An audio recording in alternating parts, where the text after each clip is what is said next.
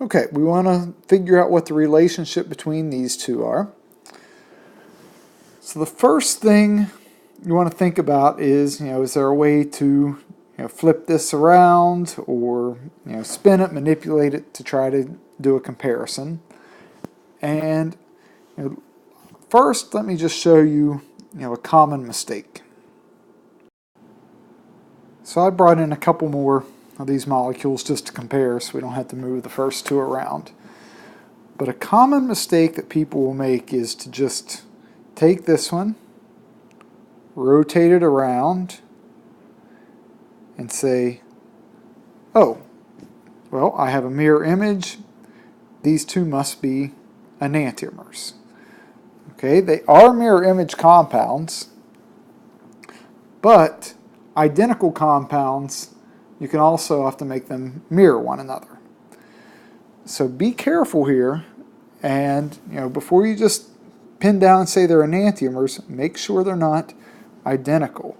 Because if you take this and rotate it just a little bit more, now you can see that you could take this one and overlay it right on the first one, and they are in fact identical.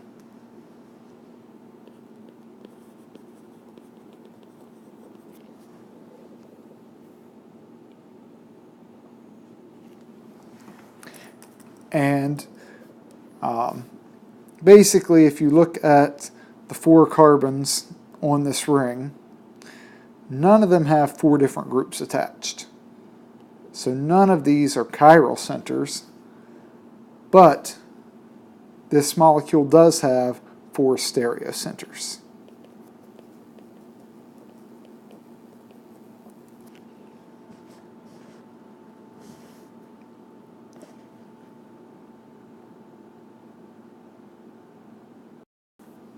Because let's just say you took this methyl group and inverted it, for example.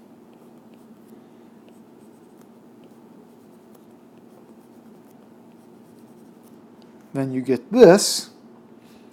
Now these two, despite both still being achiral, and hopefully you can see the planes of symmetry. This one has several places where there's a plane of symmetry. But these two, they are stereoisomers because they're non-superimposable. They're not mirror images. So if these have been the two you were given, these will be diastereomers. This one and the original. But the two we started with in the problem are just identical compounds.